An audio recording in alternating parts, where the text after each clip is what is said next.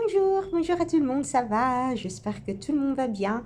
Moi, je m'appelle Ariana. Si c'est la première fois que vous passez par là, je suis italienne. Je fais un podcast qui d'habitude est un podcast couture et tricot. Bon, cette fois, c'est pas vraiment ça parce que bon, je suis pas en train de tricoter beaucoup. C'est plutôt une mise à jour de ma vie. Donc, c'est un podcast court pour vous dire que je suis bien. Si c'est la première fois que vous passez par là, je m'appelle Ariana, oui. Si c'est pas la première fois, bonjour, je suis contente de vous voir. Ça fait longtemps, ça fait très très longtemps. Bon, je suis plus au Chine. Je suis au Thaïlande au moment où nous sommes partis il y a 10 jours parce qu'on avait un peu peur. C'était un peu... bah, donc c'était pas bien. C'était vraiment un peu... C'était une situation affreuse. On avait un peu peur d'être au Chine, de rester là-bas. Les chiffres des personnes qui avaient été contagiées étaient en train d'augmenter tout le temps. Donc, pour vous faire comprendre toute ma vie dernièrement, nous sommes rentrés en Italie pour Noël et à Noël, nous sommes tombés malades, mais vraiment malades. Et dans cette période, au Chine, il parlait d'une pneumonie, on dit comme ça, des problèmes aux poumons. On pensait vraiment que Nigel avait une pneumonie aussi, le docteur nous avait dit, parce qu'il n'arrêtait pas de tousser comme ça. Et on avait...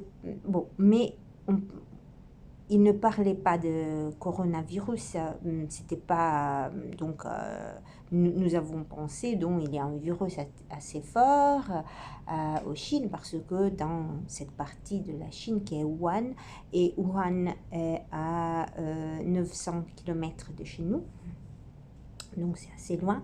On a dit peut-être que, bon, comme en Italie, parfois, il y a ces bouts de grippe terribles qui infligent tout le monde, etc.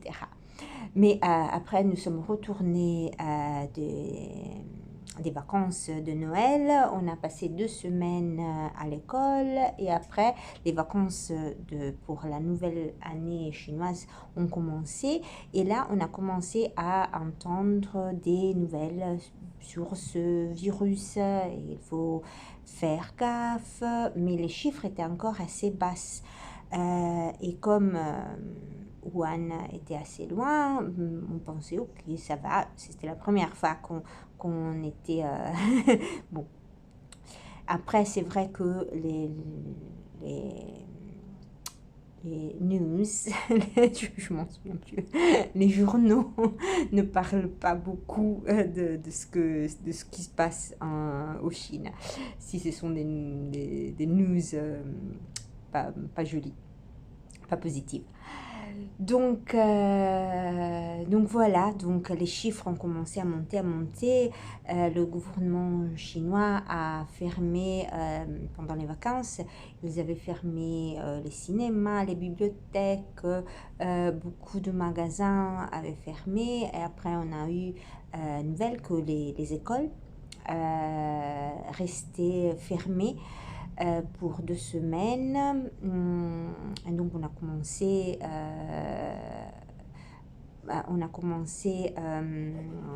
faire des leçons chez nous. Et là, c'était vraiment la galère parce que l'internet chinois est vraiment vite si on utilise des plateformes chinoises. Mais comme nous sommes des profs d'anglais et donc on utilise des plateformes comme Google. Google est complètement bloqué et d'autres... et beaucoup d'autres choses. YouTube est bloqué. Et donc c'est vraiment... YouTube est bloqué. Et donc c'est vraiment difficile de faire ça. Et après, c'est vrai que au début, on on ne voyageait pas dans la métro, on n'utilisait pas plus la métro, donc on marchait partout, on a une petite mobilette et on faisait nos choses en mobilette. Après, on a commencé à pratiquement à quitter moins et moins la maison et après, nous avons fait presque une semaine sans quitter la maison et là c'était vraiment débile, c'était vraiment difficile, nous n'avons pas une grande maison, c'est pas réchauffé et là c'est pas vraiment un hiver très dur mais quand même c'était pas bien. Sans internet, on cherchait à contacter les parents et les parents qui étaient stressés parce que maintenant ils étaient à la maison avec ses enfants, qu'ils devaient faire leurs devoirs et donc c'était vraiment dur.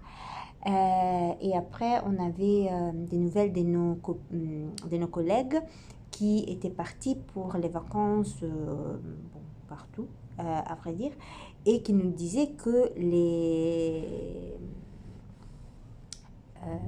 qu'on pouvait plus travailler, qu'on pouvait plus voyager de la Chine vers, par exemple, les Philippines, plutôt que le Vietnam, plutôt que le Laos, comme ça.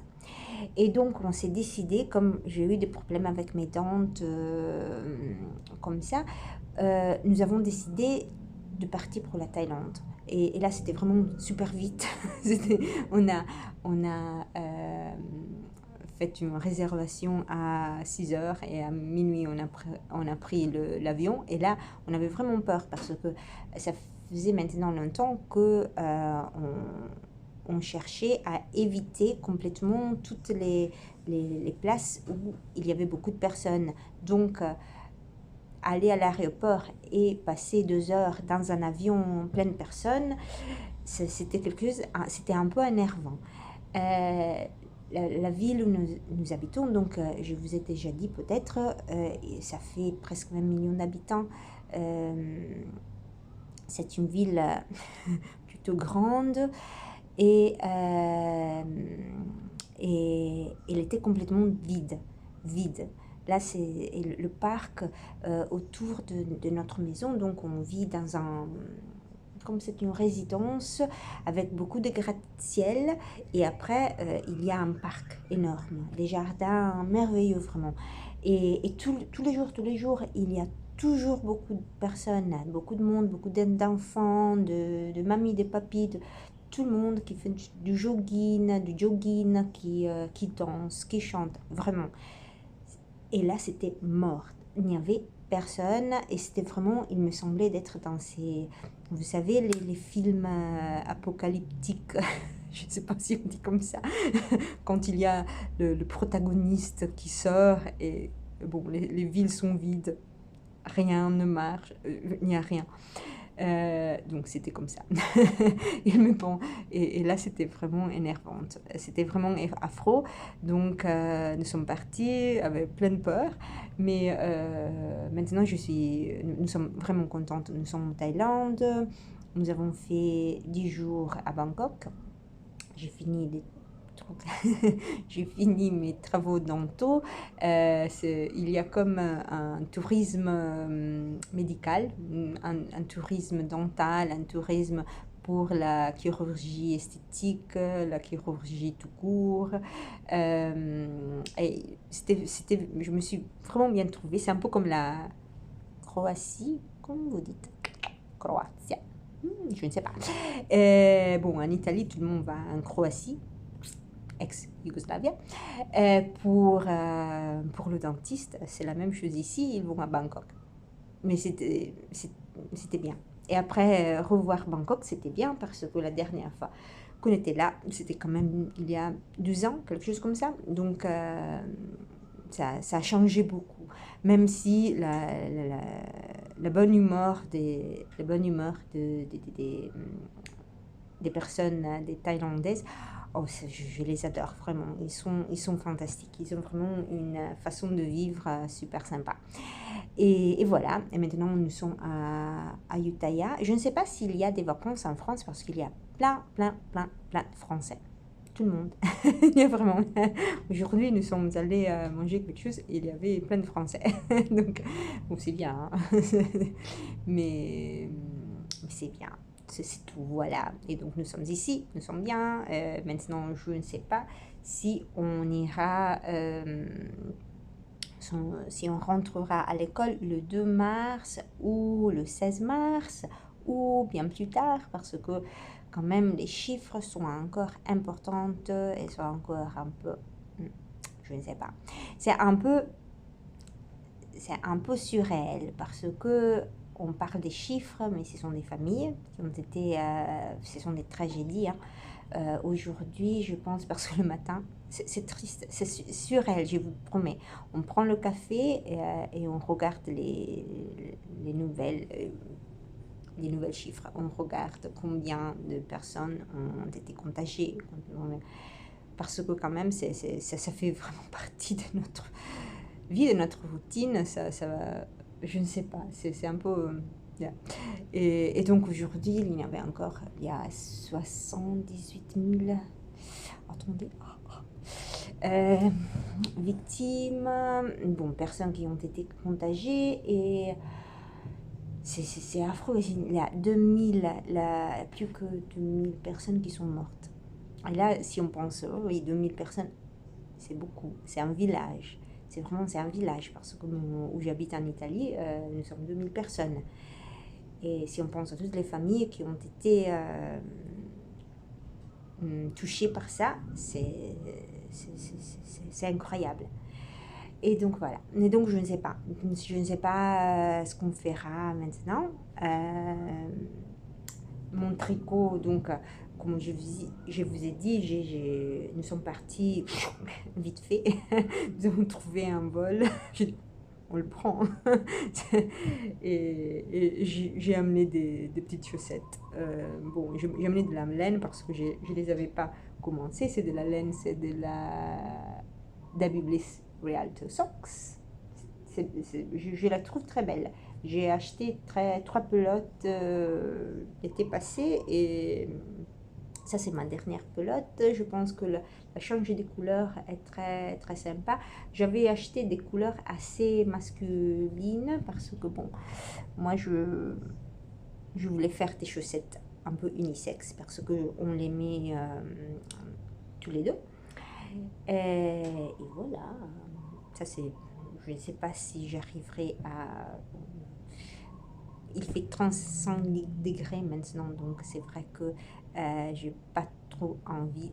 Je travaille un tout petit peu le soir, après préparer les devoirs pour les enfants et préparer la leçon, et comme ça. Et voilà, donc bon, je suis contente de vous avoir parlé un tout petit peu.